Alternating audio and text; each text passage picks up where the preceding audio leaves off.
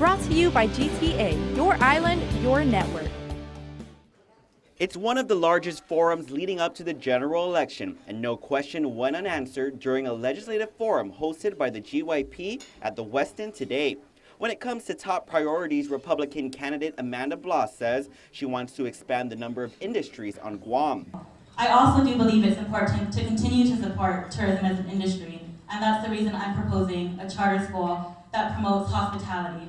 This means training our younger generations to have skills to directly go into the workforce. As for how to foster small business growth, incumbent Democrat Michaelson says it boils down to capital. And so what I would like for us to do is take advantage of some of the provisions within the Securities and Exchange Act, which would allow us to establish an intrastate securities and exchange market here on Guam, where local small businesses can go and put their shares into this exchange, and the exchange can then facilitate matching those small business interests with investors who are looking to invest in with their money. Incumbent Republican Senator McCready, however, says the legislature needs to stay out of the way of small businesses.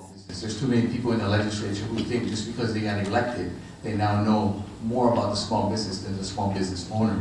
We need to stay out of the way, let them do their work, and we need to support them in their success. I think that's the key to success right here, is to stay out of the way.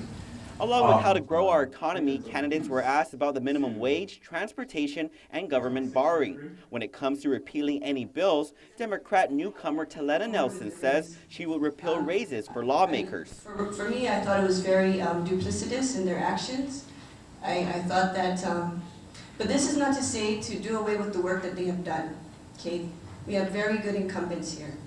But this would be the one law I would firstly repeal when we get in, so that we can finally put this to rest. And for the hot topic of commutation of non-citizen criminals, candidates like newcomer Republican Balajadia says he's seen his share of violent crimes as a Guam police officer, and shared his view on the governor's actions recently. You know, the Chukis community is less than 1/3% of the population of Guam, but yet they are #1 in alcohol-related offenses.